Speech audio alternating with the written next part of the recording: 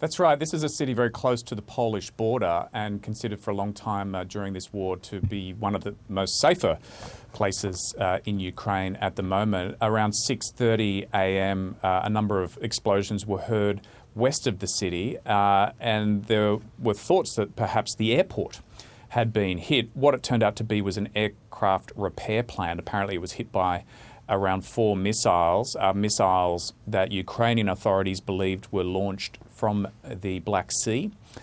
So it damaged that plant, destroyed that plant, but there were no workers on deck at the time, so there's no casualties according to the local mayor. Certainly, though, this is seen as an increase in hostilities in Western Ukraine. Perhaps that's targeted at that supply line of weapons that are coming over the border from Poland. Perhaps it's part of spreading the campaign of psychological terror from Russia to cities that Ukrainians believed were, if not safe, at least a fair bit safer than in the east and in the north. So yeah, that's certainly something that we've seen in the last few days, a few of those cities around and villages around Western Ukraine being targeted.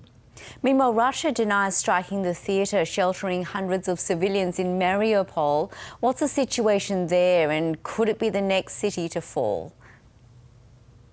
Yeah, they did deny that. They said it was the Azov battalion of Ukrainian fighters, but they provided no evidence of how a battalion of Ukrainian fighters dropped a bomb on a theatre with around 1,200 civilians in it. The scene there is pretty desperate still. According to the local mayor in that city, the rescue mission is being hampered by constant shelling from Russian forces.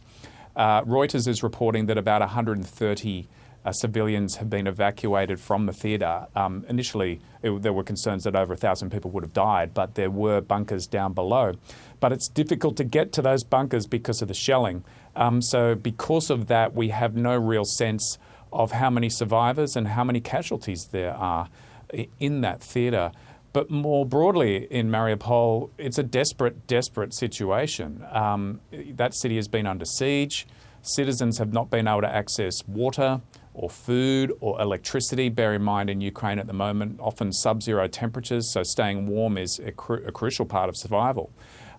So it's a desperate scene, and when you talk to either civilians who've fled or human rights workers who are trying to deal with the humanitarian disaster of people fleeing that city, it sounds like it's certainly a desperate situation, and the local authorities believe that at least 2,500 civilians have been killed in that city alone, and apparently it's an awful situation where you're just seeing bodies in the street, and it's very hard to go and take those bodies and give them proper burials because of the constant shelling.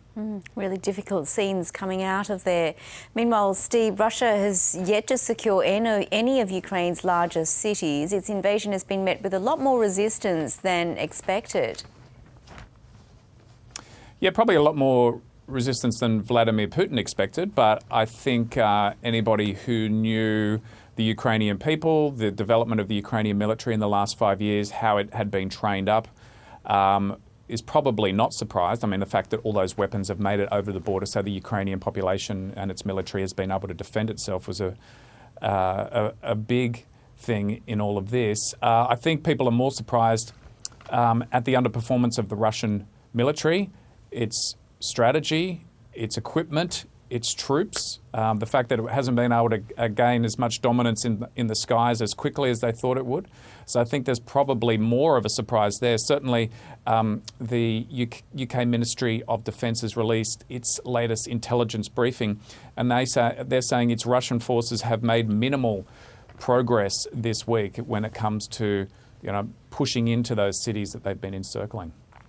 And in a call to Turkey's President, Vladimir Putin outlined precisely what his demands are for a peace deal with Ukraine. What are they?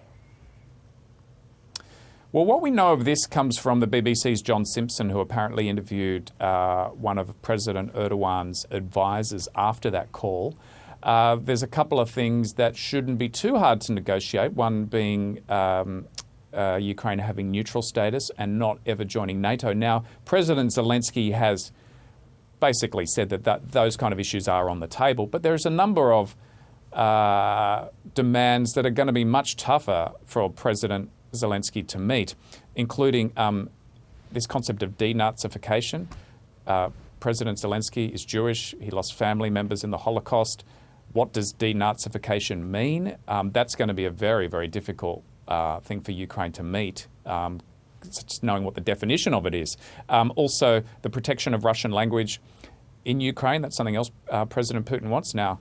President Zelensky grew up speaking Russian. A lot of people in Ukraine grew up speaking Russian, so it's hard to know exactly what he wants there. There's other issues around making sure that Ukraine is disarmed and not a threat to Russia. Once again, that's difficult. I mean, how do you tell a country not to defend itself, particularly after it's just been bombed and invaded? So there are things there that are going to be very difficult to negotiate.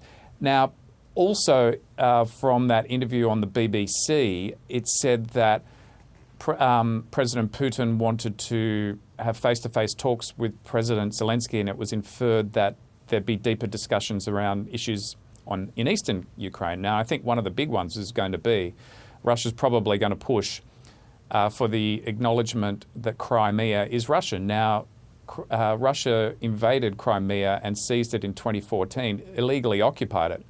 So once again, that's a big stretch for President Zelensky to agree to that. So those demands, a lot of those demands are going to be very difficult to meet, but that's what President Putin is saying right now. Sometimes these things shift according to how wars progress, so we'll wait and see. Steve Cannane, thanks so much. Thanks.